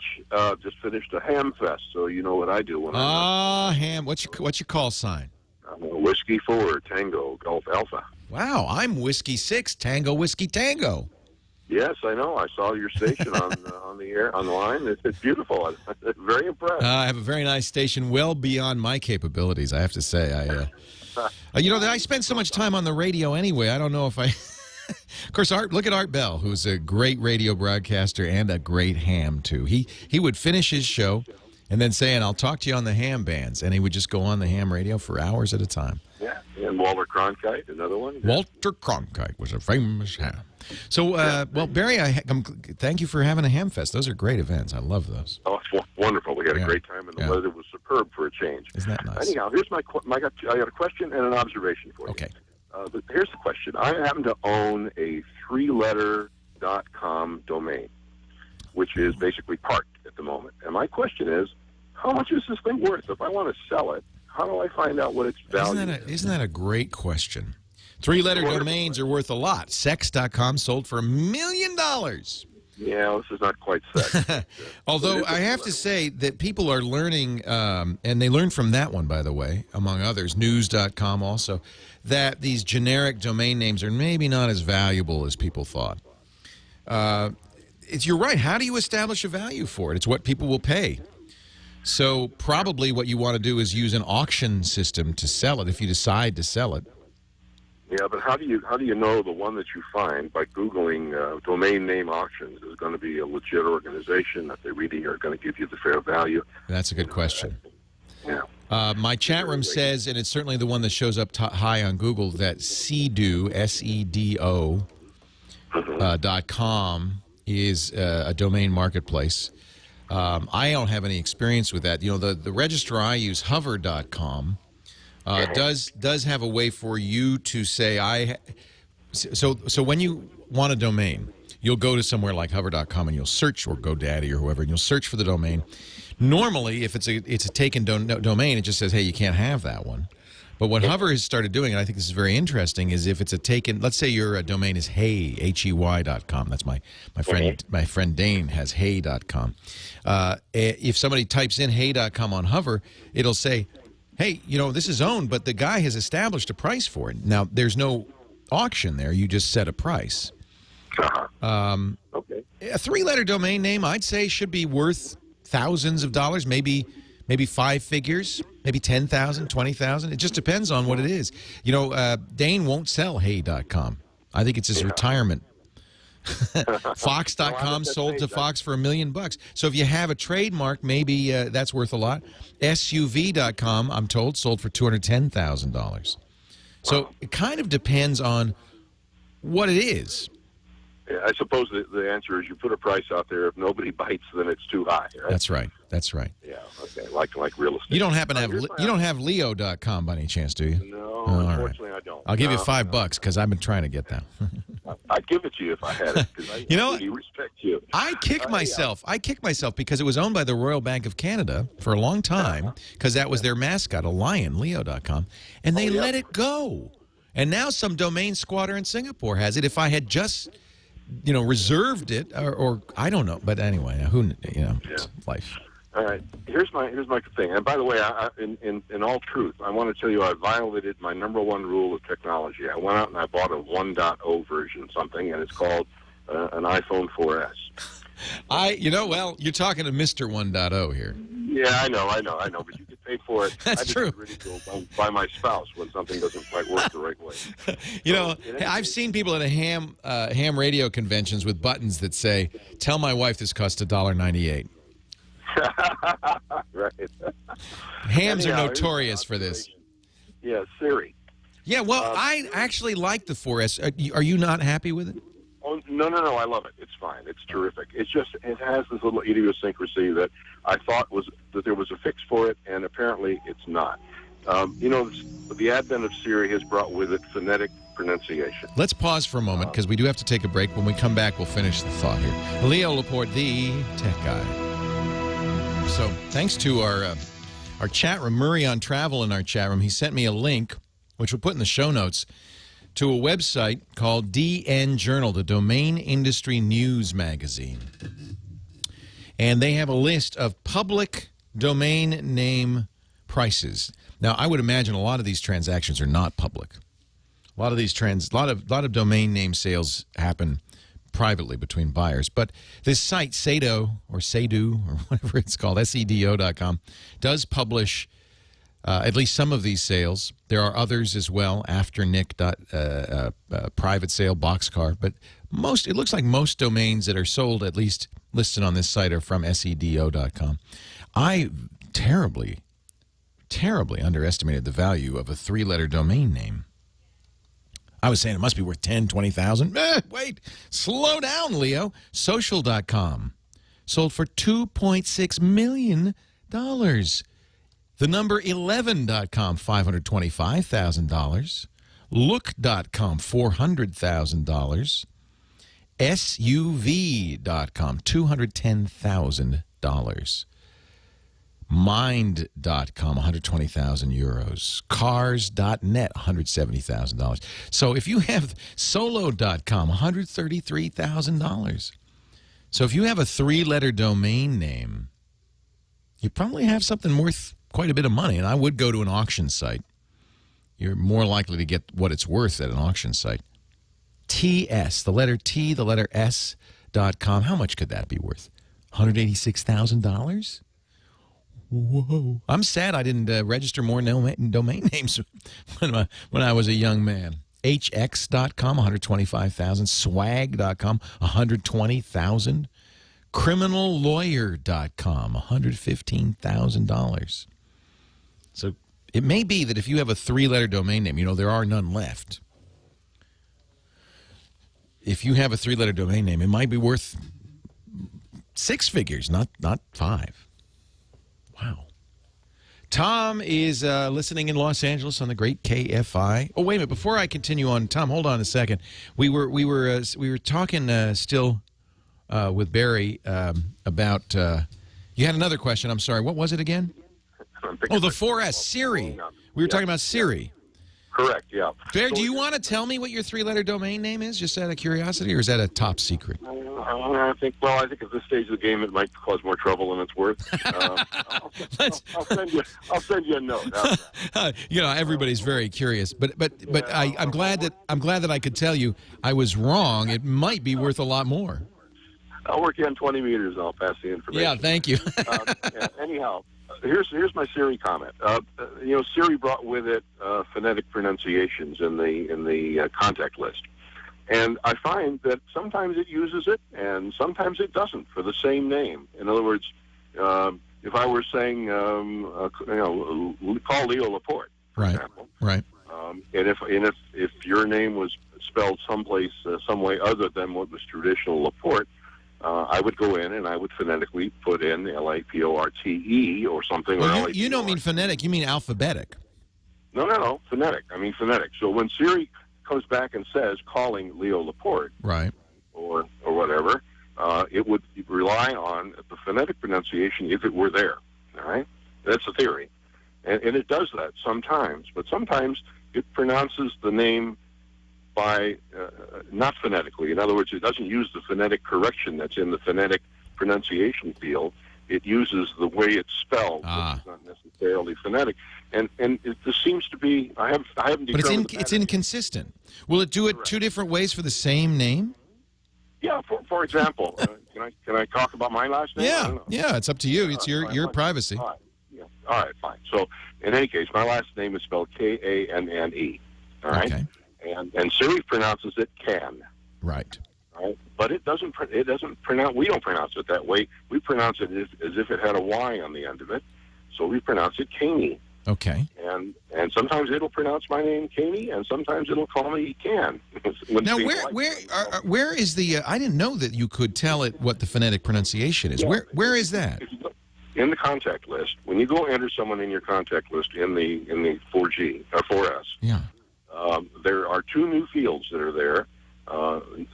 There's first name, and then there's first name phonetic. Oh, I see. You're right. Last name and last name phonetic. Now, that's obviously added for purposes of Siri, right? Because correct. It doesn't always refer to that. Sometimes it just ignores it and just does it the way it's spelled rather than the way it's pronounced.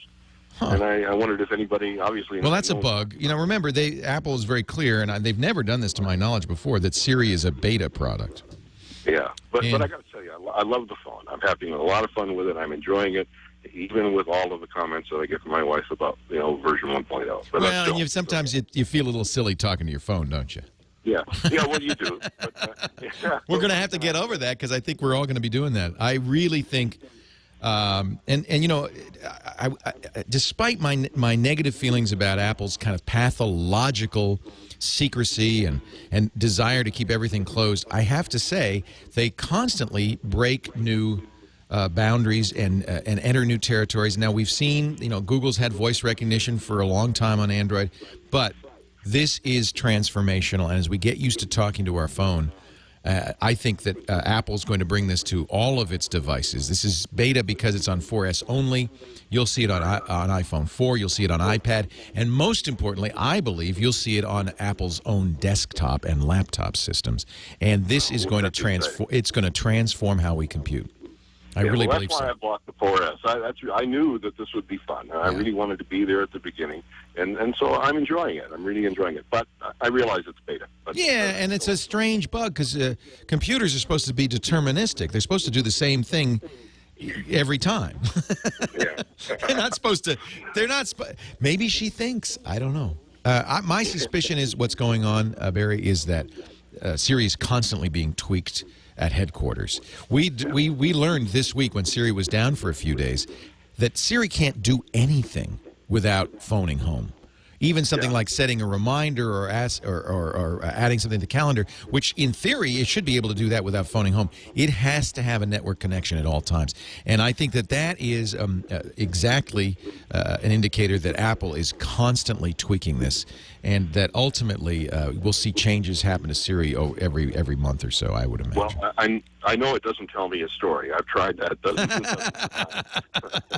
But you know what's nice? It gives you a different answer every time. I like that. Yeah, that's right. That is nice. Okay, Leo, thanks very much. Thanks, Barry. After I pick myself up off the floor for the value of this thing, I'll get back. I can't wait to see what you get. Do let me know. All right, cool. 7-3. Take care. Bye-bye. Yeah, let's try it. Tell me a story. Please don't make me. Tell me a story. I don't know any good stories. Tell me a story. Please don't make me. All right. She has others. She actually will at one point tell you a story if you keep begging. That's a nice feature. It's not a big feature. It's, they had some programmer, probably an intern, write down a bunch of questions and answers and put it in her software. It's not a big deal. But I think that the fact that Siri does make it fairly easy to make appointments, set reminders. You can tell Siri, remind me to call home when I leave work. And it turns on the GPS, monitors where you are, and the minute you leave, it says, oh, don't forget to call home. That's mind-boggling. Simple, but very powerful. And I do think this is a revolution in interaction, and I do believe that Apple will introduce this on all of its devices. I thought it could very easily be a gimmick, I'll be honest, until I got the iPhone 4S, and then I realized, no, this is actually pretty useful. Leo Laporte, the tech guy.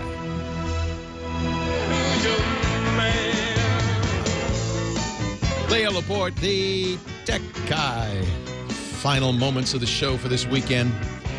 Phone number 8888 Ask Leo. If you heard something on the show and you want to know more, go to the website techguylabs.com. James DeRuvo has been writing everything down. When you're there, you'll see other things you can do. We have a great chat room linked to that website. Just click the link and you can join us in there. There's video and audio of not only this show, but all previous shows, 819 total, at techguylabs.com. And it'll also link you to TWiT, my podcast network, twit.tv, where we do shows about all sorts of stuff, including that Security Now episode last week where we talked about whether passwords should be changed regularly. Moving on, it's Tom in Los Angeles. Hi, Tom. Leo Laporte, the tech guy. Yes. Hello, Leo. Hi, Tom. Thank you for taking a commercial there because I am changing the subject a little bit. Okay. So have you ever? This is an application. This is called Last XP. All right. Have you ever heard of it? Last XP? No, I haven't. What does it do? Yeah, that's. I was hoping you could tell me a lot of stuff. Originally, my friend gave me this a couple of years ago. It was version 1.3. Nobody really had a DVD player at the time, and I mean on their computer. And I had a very old computer, and so now I got everything together on my end, and it wasn't working right. So I went and got another one. It's V2.0 now, and it looks like a lot of Vista related. Let me read you some of these individual applications. It gives you the choice of. Because you mentioned Audacity, I think, on your show. Yeah, that's a great program, yeah. Also ISO 9.1.2. Yeah, I could ask you a question about Audacity if you want. DirectXP 10 for XP, Last XP Explorer. I know that I got the framework right up to 4.0. There's some stuff down here. So is it an application in your start menu, or what is it? No, it's a desk. It's a lot of applications. It's like originally the V1.3 that he originally gave me. This is before Vista and Windows 7 came out.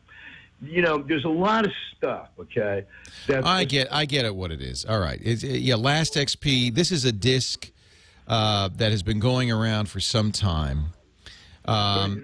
Yeah, it is a.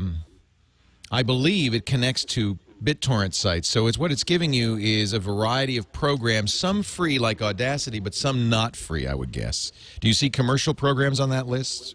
Yeah, there's a whole separate section. Yeah. I didn't even go so what that is if you go on that menu and pick a commercial program, it will then attempt to download that program from the BitTorrent sites, illegally, in other words, pirate it. So this is a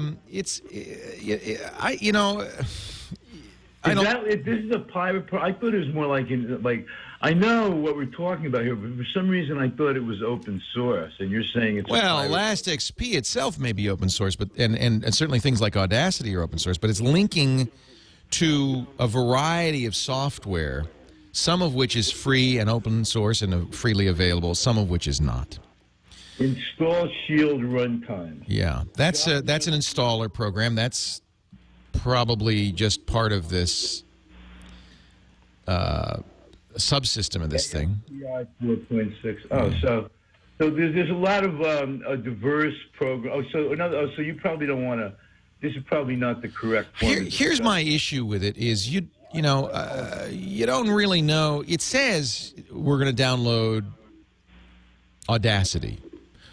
Or it says we're going to download Adobe Photoshop, both of which are on this list. You don't really know what it's going to get, do you? And where it's going to get it. And I can tell you right now, the Photoshop it's going to get is not a legal version and may, in fact, not even be Photoshop. It may have been Photoshop when Last XP was created. It may now be malware. So, Tom, throw it out. Just throw it out. It's not useful. It's you can go online. There are go to download.com if you're looking for software. You can ask me. You can ask friends. You can find software and then go to legitimate sites and download the software. Audacity.sourceforge.net. Great program, free, fine. But I wouldn't use Last XP to point you to a site to download something, especially commercial software, because you just don't know where it's going. You don't know what it's downloading. Very risky. In fact, I'm going to generalize. As a general rule, in order to get your system hacked, a bad guy has to execute a program on your system. Now, there are a variety of ways to do this. If you haven't patched your system, and we talk about make sure you run update. If you haven't patched your system, sometimes a bad guy can run code on your system without any intervention on your part. It just happens. But most of the time, they either they trick you, or, well, I guess, persuade you to run software on your system. Sometimes they persuade you by putting a pop-up that looks realistic that says, you have a virus. Quick, download our fix. Sometimes they get you to do it by putting malware on pirate sites, saying they're Photoshop. They're not. Sometimes they get you to do it by sending an email attachment that says, hey, there's some hot pictures here of Emma Watson. Hey. And you open them, and it's not pictures. It's an application. Sometimes they send you a message on your Facebook that says, "You won't believe the video I got of you last night." Notice, by the way, there's a thread here. They use something called social engineering. They want to trick you into doing this, right? So, hey, you won't believe what you were doing last night. You go, what was I doing last night? Oh, my, there's video. I thought I was home. What was I doing? So you rush. You click that link, you rush it. It looks like it's YouTube, but it says, wait a minute, no, sorry, you need an updated version of Flash. Quick, what was I doing last night? Let's download that Flash. And you run it, and it wasn't Flash. It wasn't YouTube. It was a fake site that looked like it was YouTube, that pretended it was Flash, but it was malware. So they've tricked you using various techniques. Now, that's my fear with this last XP. You're not going directly to these sites. You're not even choosing these sites. You're trusting some program some guy gave you to choose these sites to download this software. Dangerous. Dangerous. So if there's a moral to this, Tom, and everybody listening, is don't accept software from strangers. If you want a program, make sure you're getting a legitimate program from a known good site. That's how you do it. You don't use some file downloader that some guy gave you. We're going to come back. I think we have time for one or two more. Donald's next in Carpinteria, California. He wants to record his iPhone screen, not get a screenshot, but actually record it. We'll see if we can figure out a way to do that. Donald in Carpinteria, Leo Laporte, the tech guy. Hi, Donald. Let's make this one quick. Oh, I got to push the button. Let's make this one quick, Donald, because I only have a minute left. Hey, Leo. I have an iPhone 4S, and I just wrote an app, and I'd like to record a video, demonstrating it. And I've got a Blackmagic card for my Mac Pro, and I'm trying to find the right software to use to record the screen. It came with a thing that, I don't know, it's kind of weird. I couldn't figure it out. Well, I believe I know the iPad, and I believe you could just use this with an iPad, but I believe the iPhone 2, you can connect an HDMI. Apple sells a 30-pin connector to HDMI out. Yeah, I've got it. I've got that, and I can display out to my TV perfectly. So now you just have to record that. So what you need, the Blackmagic will have an HDMI in, right? So you use the Blackmagic card, pretend you're going to a TV. You're not. You're going to the Blackmagic card and use that to record the HDMI. That'll give you the best quality. I'm out of time. I hope that helps. Thank you all for listening. Leo Laporte, the tech guy. Have a great geek week.